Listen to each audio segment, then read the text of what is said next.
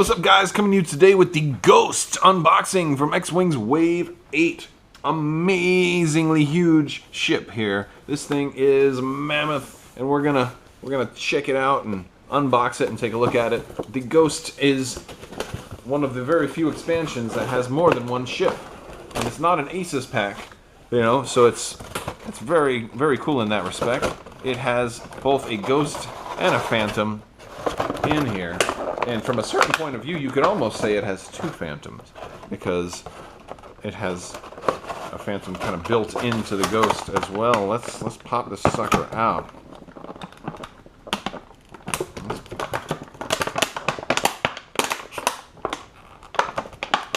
Oh my goodness, it does not want to come out. Wow, wait, how do you get us out of here? Wow, I bent my gun a little bit. I'll bend right back. Okay, so here's our Phantom. It's hard to get out. Straight from Star Wars Rebels. Do you guys watch Star Wars Rebel? I watch it every Wednesday. I love Star Wars Rebels. As a matter of fact, I did not think I was going to. I thought it was going to be like a kid's show, and it was going to be too young for me, and I'm like, no, this show is amazing. It started out a little slow, and it just slowly got better and better and better. And I don't know. I think it's fantastic. All the things they're doing with it are just really, really well done. So, the Ghost. Here we go. This thing is huge. Very huge. We've got our guns here. We got our cockpit. We've got our dorsal turret. Or no, is this ventral? No, ventral's underneath dorsal. Yeah, dorsal turret there. We've got, if you look in the back here, this is where the Ghost is actually like docked. And so this is our first ability to dock with the Rebels. So now every faction has something that can do docking or deployment. But yeah, very cool. So this thing also comes with a new stand, and it's using kind of like the large ship kind of base, and here's the stand it comes with. It's not actually going in with the peg, it's going with these two straight bars that go in right there. And here is the top. It's still got the peg, and it's got these two little support arms here. And so if you look on the bottom, we still have our normal peg there, so it could go into a normal stand, but you probably don't want it there. This is, wow. This is one you're going to have to take care of, because if you screw up this stand, you got no replacements. Look at that thing. Whew. Nice. Nice. I'm just waiting for somebody to mod this and put this bad boy in there. Alright. Just for size here, I'm going to put TIE Advanced underneath so you can see how much this thing towers over a regular small ship. Right. So it's almost the size of a huge ship, you know. It really is almost that size. So now let's look at some of the stuff that we get with it. Let's see what we get with it. All right, we got the cardboard here. We've got. Oh, you know what else I want to actually look at? We do have a rules insert here, and it's going to show deploying. You know, it has your deployment rules in here, and it has to deploy out the rear side, and it's after you execute a maneuver if you're using the cards. So that's good, but I'm pretty sure they said that if you are destroyed, you can you still deploy. Okay, so basically, if just like with the Gazanti here. And this looks like this is the standard. If your ship gets destroyed but has not fled the battlefield, you will deal one face-down damage card to the ship, and it must immediately deploy. So, if you deploy in this fashion, you cannot attack until the following round. So that seems to be the standard that matches with the Gazanti, and the only, we weren't sure because the Nash to Pup deploys differently. However, that one has special rules for that. That's its specific method of deployment. So that is an important thing from the rules insert. So if you, for some reason, just want to keep the Phantom equipped, you can wait until your ship is destroyed, and then you're good to go. All right, so here, let's look at the cardboard. Now we've got thermal detonator token. It looks to be about the same size as a proton bomb or our seismic charge. We got 3, another cluster mine set and another Connor net. So that's good if you were running those and you just didn't have enough, and that's because with extra munitions you may need a lot of extras of those. So that's really good. We've got our cards here. We've got the one thing I didn't notice that you couldn't really tell before is that you have a torpedo symbol here in the back out of the special firing arc. I wonder if the torpedo means you can shoot torpedoes out of the special arc. It's really cool thing. All right, let's look at the dials here. So this is the VCX 100 or AE the Ghost. It doesn't have a whole lot of greens, but it's got a 1 forward. It's got a couple of 2s that are green, so it's got some options. It can do a hard 1, but that one's red, which is probably a good thing because that's just a hard 1 is a great maneuver, especially on a large ship. It does have a 5K, which is monstrous. You can get so far. Now the Phantom or the attack shuttle has a much more reasonable dial. It's got all of its 1s, all of its 2s, all of its 3s, but some of the hard turns are red, so it's going to have a harder time making a hard turn. It has to use pretty much a 2 if it doesn't want to take stress. But it's got a lot of options. It's got it's got a pretty standard dial. It's not great, but it's not bad. And I think that's about it. And then we've got our cards here. Now the funny thing about the attack shuttle is that it's got no generics. The VCX has generics, but the attack shuttle does not have generics. So let's look at some pilots. Wait, we got reference cards. Hold on. We've got our cluster mine reference cards, bomb tokens. This one here, the thermal detonator. This is an important one, so save this. When the thermal detonator bomb token detonates, each ship at range 1 of the token suffers 1 damage and receives a stress token. So it's better than a seismic charge, but maybe not as good as a proton bomb. Alright, we're going to start with the attack shuttle. We've got Zeb, 18 points, no EPT. The attack shuttle has 3 attack dice, 2 defense, 2 hull, 2 shields. 3, 2, 2, 2, 2. Alright, Zeb's got pilot skill of 3. He can take a crew on a turret here. Only 18 points, which is really not bad for a 3 attack ship. When defending, you may cancel crits before hit results. That's great. Not such a big deal for only a 4-hit ship, but it's a cool ability. All right, and we've got Ezra Bridger, who may be the star of the Phantom, maybe the best pilot, perhaps. Costs 20 points, pilot skill 4. He adds the EPT. When defending, if you are stressed, you may change up to 2 of your eyeball results to evade results. And so he's like, if he has a stress, he's permanently focused, basically. We're seeing a lot of this like permanently focused abilities lately for force-sensitive people. So you kind of want to give Ezra push the limit, right? You kind of want to give him push the limit, and then he's very, very defensible for a 2 defense ship. And then he'll have great offense as well if he's pushing the limit to attack. And, I just realized this ship does not have target lock. It has barrel roll and evade and focus, but it doesn't have target lock. How many ships do you see that don't have target lock, right? I mean, not too many. TIE fighters, that's about it. All right. TIE interceptors, obviously, but... And then Hera. Hera, pilot skill 7. She has an EPT. When you reveal a green or red maneuver, you may rotate your dial to another maneuver of the same difficulty.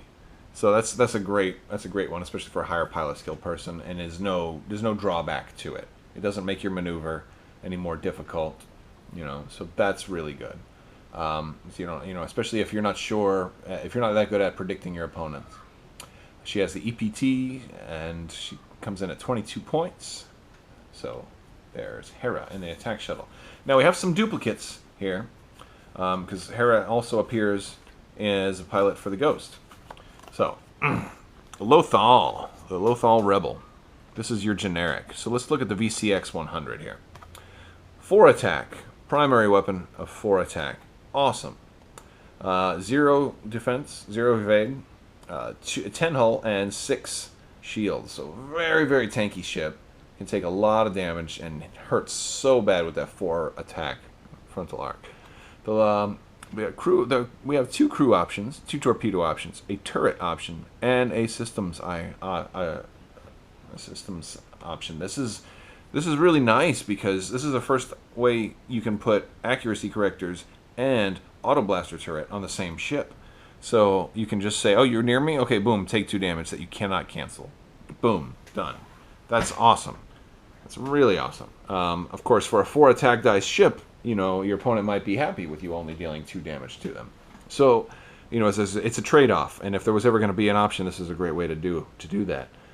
It's great to have another double crew option, and we get focus and target lock, but we also get the evade. So it's built in to give us a little bit of defense. So that's cool, and that's at 35 points. A lot of points, but a lot of hull. Now we got pilot skill 4. Now none of these guys have EPTs, but considering they have so much other stuff, they don't really need it. But Chopper is pilot skill 4. At the start of the combat phase, each enemy ship you are touching receives a stress token. So Chopper likes, and that matches his character. He likes to ram into things, knock stuff down. He's kind of a chaotic droid. Chopper's pretty cool at 37 points. Next we get my favorite pilot of the bunch, Kanan Jarrus. Love Kanan. 38 points. His special ability is when an enemy ship at range 1 to 2 is attacking, you may spend a focus token. If you do, the attacker rolls 1 fewer attack die. So that's awesome. That's really awesome because, I mean, you put recon specialist on this guy. Now you got 2 focus tokens, right? So, and it doesn't have to be attacking him. It can be attacking somebody else. He's basically just, you know, helping out the whole team this way. It's a great way for a beefy, tanky ship to also play a support role. Very well-rounded ability. I like it. Next we have Hera. Now Hera has the exact same ability as her Phantom does. And there's not too many ships that have, you know, I think this may be the very first time we've seen one ship that, or one pilot that pilots 2 different ships. So it's very cool. We're going to be seeing that again with Imperial Veterans here pretty soon. But Hera is awesome. And again, when you reveal a green or red maneuver, you may rotate your dial to another maneuver of the same difficulty. Now, her ability will work differently on this ship because it has different red maneuvers, has different, you know, different stuff. So you may be doing a hard 1 that's red and turn it into a 5K turn. So she can do a lot of interesting stuff with her dial. So she'll be fun. She'll be really. I mean, she's probably the best pilot. I just like Kanan the best because he's awesome. I like him on the show too, so that helps. Did we skip Sabine? We skipped Sabine in the attack shuttle. Yes, we did, and she's awesome too. Really awesome. 21 points. She's pilot skill 5. She's like our 3rd best or our 2nd best pilot for the shuttle. Immediately before you reveal your maneuver, you may perform a free boost or barrel roll action. That's awesome. That's really awesome. It makes her hyper mobile. Boost or barrel roll. So she can do a boost forward and then a hard 1. So she can like almost do a almost K turn every turn. That's amazing. She's pilot skill 5, which is still pretty good, but it's a comfortable place for somebody that's that maneuverable. All right, we're going to look at the upgrades now. We get a Predator.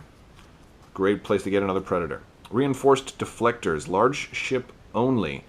Now this one, after you suffer 3 or more damage from an attack, recover 1 shield up to your shield value. Now this is great for the Ghost. It's also great for a Decimator. It's a great way to just get shields back after you're going to take, because you're typically going to take more than 2 damage at a time. So it's a great way to mitigate that and slow your defeat. Dorsal turret, a really nice turret option. It's not too powerful one way or the other. It costs 3. It rolls 2 attack dice, and it's range 1 to 2. And if somebody's at range 1, it gets 1 additional attack dice. So it can roll 3 dice at range 1, 2 dice at range 2. Doesn't require a focus to shoot like the blaster turret does, but at range 2 it's going to roll 1 fewer die. It's kind of a balanced thing. It's 1 point cheaper than the blaster turret. It's fitting a similar role. Now, it's a little. This could be probably a little better on a bigger ship because range 1 is going to be huge. So, and it comes with 2 copies of that, so that's great. We've got advanced proton torpedoes, Another place to get those. We have some crew options now. Now, everybody in the Rebels show, at least for the majority of Season 1, is going to be here. We don't have Ahsoka, but I'm hoping to see her soon. She'll probably have to show up elsewhere. Chopper, Rebel only. You may perform actions even while you are stressed. After you perform an action while you are stressed, suffer 1 damage. He's a 0-point crew option. He's an auto-include, right?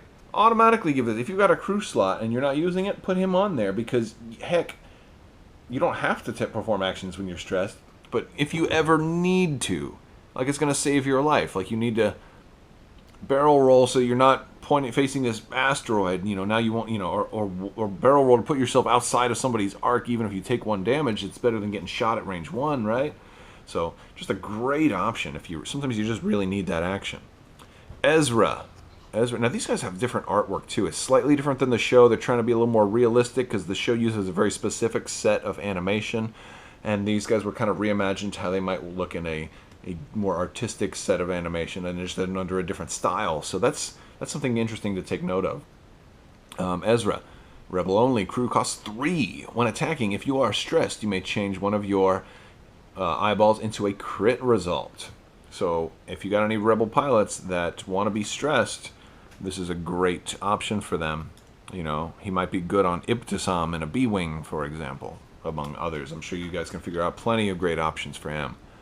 Hera Syndulla, a crew, only costs 1. I love Hera. She appears in this expansion 3 times, by the way. I mean, is Hera not popular? 3 times in this expansion. Rebel only. You can reveal and execute red maneuvers even while you are stressed. This is great. If you want a ship that just doesn't care about stress, right? Put Ezra and Hera on there. That's just so awesome. You can just K-turn over and over. Who cares? I don't care. I'll just do red maneuvers all day long. I love her. Kanan Jarrus, one of the most awesome characters, but this is also one of the most awesome cards ever. Once per round, after a friendly ship at range 1 to 2 executes a white maneuver, you may remove a stress token from that ship. Basically, this can turn all of somebody's white maneuvers green, in a sense. I mean, it's only once per turn, so it is limited. But that's huge, especially for certain ships that have a lot of red and have a hard time clearing stress. Y-Wings sometimes have a hard time clearing stress. B-Wings can have a hard time clearing stress. This is huge. Really, really cool. Sabine, this is fantastic. This is a really fantastic card. She does 2 things, and she's only 2 points. Your upgrade bar gains the bomb upgrade icon. So first off, she's giving your ships a new capability. You can now carry bombs. Once per round, before a friendly bomb token is removed, choose 1 enemy ship at range 1 of that token. That ship suffers 1 damage. So when something blows up, she's going to cause your bombs to deal an extra damage once per turn.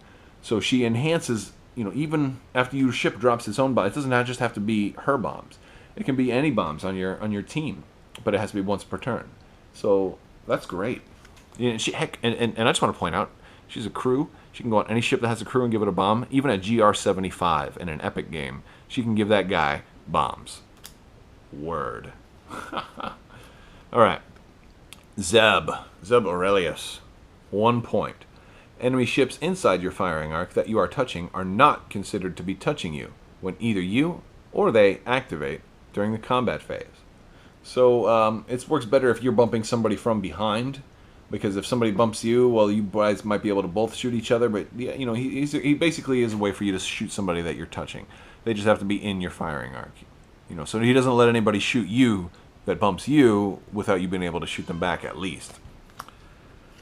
So we got our cluster mine that goes to our tokens. We've got our Connor net that goes to our tokens that we've already got. We've got thermal detonators. Now this card doesn't say it; it costs 3.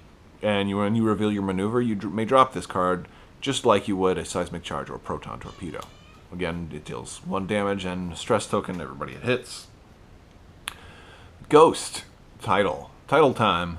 VCX 100 only. Equip the Phantom card. So you have to use these together, but that's fine. Make it from the show. Equip the Phantom card to a friendly attack shuttle and dock it to this ship. After you execute a maneuver, you may deploy it from your rear guides. So this just says, you can equip a Phantom and you can deploy it. Now, the Phantom. It has no cost. It's because it's an automatic. You only get it by equipping this. So you couldn't just put this on a ship by itself. It would do no good. While you are docked, the Ghost can perform primary weapon attacks from its special firing arc. And at the end of combat phase, it may perform an additional attack with an equipped turret. If it performs this attack, it cannot attack again this round. So when you're equipped, basically, when you're docked, you're kind of shooting out the back, right? You're shooting out the back here. You're allowing this guy to use his rear arc, kind of like a fire spray. So you can now shoot your primary. You can shoot 4 dice out the back. That's awesome, right? Well, in addition, you also get an extra attack at the end of the round from a turret, but you can't attack again. So the reason they put that in there, if you have Gunner, you can't miss with the turret and then trigger Gunner to fire again. They also put that in there in case you have a twin laser turret. You can't perform both attacks. You can only perform the first of the 2. So you may still want to use twin laser turret, but maybe a dorsal turret is the best option. Or maybe an auto blaster turret is a good option. Oh, and one more thing. I also wanted to show you guys it does say that this torpedo symbol here does mean in the rules it's for special firing arc. Basically what that means is like what we assumed. What I assumed is that you can shoot torpedoes out the back. What is important is that's just the nature of the special firing arc. You don't need a docked Phantom in order to shoot torpedoes out of the back. You can always shoot torpedoes out of the special firing arc. The docked Phantom just lets you to additionally be able to shoot your primary weapon out the back. So normally, if you don't want to play with a docked Phantom, or if you want to play with maybe a Ghost, a docked Phantom, and a second VCX, then you have the option. You can still be able to shoot torpedoes out the backside all the time. So that's actually a pretty nice incentive to put torpedoes on a ship, because I'm thinking, why would I ever want torpedoes on a ship with 4 primary attack? And that's a good reason. That's not a bad reason. So this has been the Ghost and Phantom unboxing and review. Thank you again so much for watching, and I hope you guys have a wonderful day. And as always, continue to like, leave comments, let me know what you think, and please subscribe. Thanks so much. Have a wonderful day.